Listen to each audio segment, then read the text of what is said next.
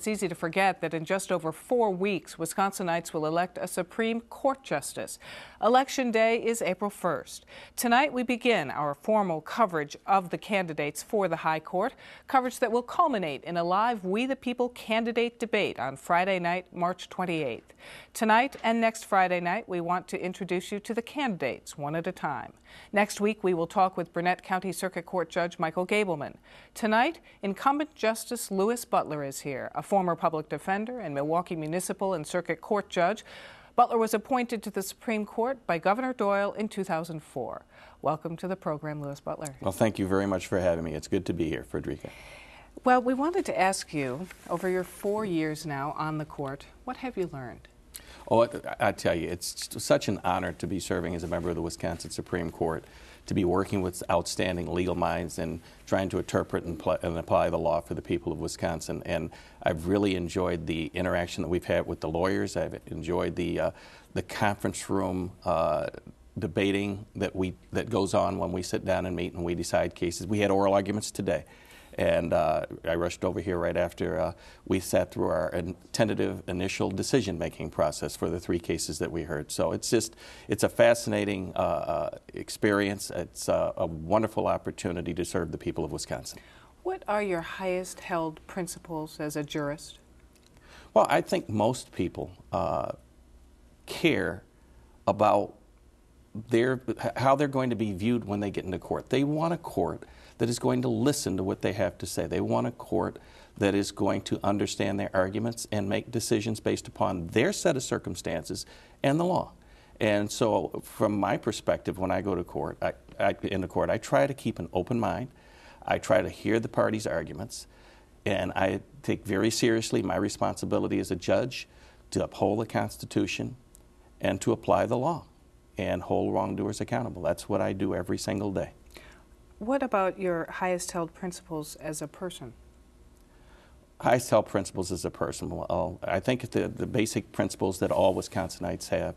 I care about issues of family. I care about justice and fair play. I care about things that are right and wrong. I think things that most people care about. And I've been honored to have been selected by the people to serve them in a capacity that allows me to do the very things that I love to do on a day-to-day basis. Critics, and I must say these are Republicans mostly, like former Lieutenant Governor Margaret Farrow, suggest that you are an activist judge. They say that you use your own judgment on the court, on the bench, over precedent, that you act like a legislator. Judge Gableman's campaign says you legislate from the bench. What do you say to these charges, I guess, of being an activist judge? Well, activist judge is a pejorative that's generally thrown out by somebody that doesn't like the result of a decision.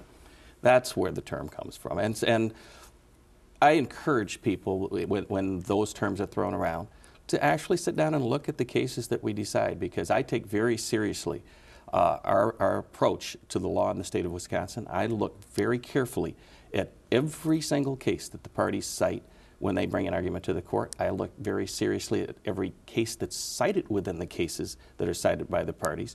I look very seriously at the cases that are cited within the cases that are cited within the cases that are cited within the cases that the parties cite. And the purpose of that is to get to the root of the rule so that when we're making decisions on a day-to-day basis, we don't cause problems that the court has already solved over time.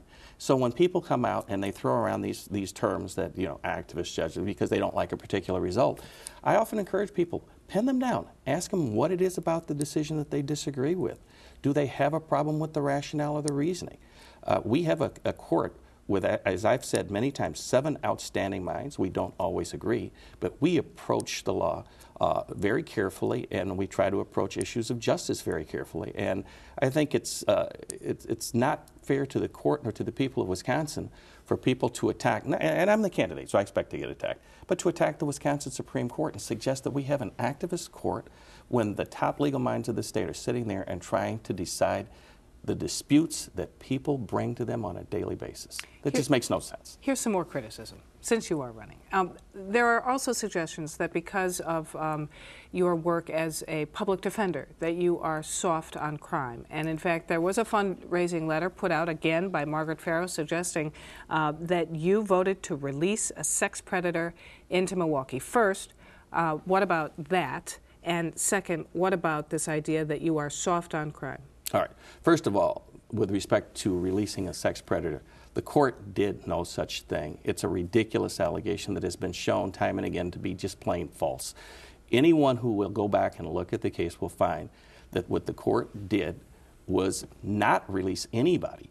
We applied the law to a particular set of facts. The individual has never, ever been released to the streets. He's been in custody nonstop since his incarceration. He's still at Sandridge. And all the court ordered was that in a situation where the department has not produced evidence of current dangerousness for a person who's already finished serving their sentence, that under the statutes, under the law, they have an obligation to provide a plan for supervised release, to submit the plan. No one has ever been ordered released by our court in that aspect, and it's just the information in the case is just plain wrong. Soft on crime? The soft on crime. I mean, I sit there and I laugh at that. I come from a law enforcement family. I have a brother who's a police officer who has actually been shot in the line of duty. And when I think in terms of soft on crime, those, and particularly from the standpoint that I'm a former public defender, like our current Attorney General, J.B. Van Hollen, is a former public defender, that has nothing to do with the job that I'm holding now. I've been a judge for almost 16 years. I hold all wrongdoers and have held all wrongdoers accountable. But that means also applying the rules of law to an individual set of facts in the case.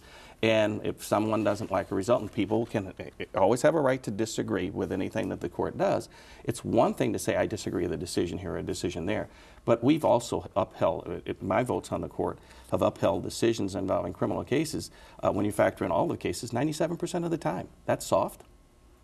There was a lot of money that poured into this race the last time around, nearly $6 million from the candidates themselves and from third-party groups. How can justices on that bench remain impartial when there is this kind of money and influence? Well, the justices will remain impartial. The question is, how will the justices be elected in future races, given the influx of outside dollars into judicial races in our state, which is unheard of until last year in our state. We haven't seen anything like this before. We have all 7 justices on the Supreme Court have signed a letter suggesting, without endorsing or supporting any particular bill, that campaign finance reform is something that we hope the legislature will look at in terms of trying to get some control over the outside money that comes in. But we have to be very careful in our state to send a message very loud and very clear that justice is not for sale.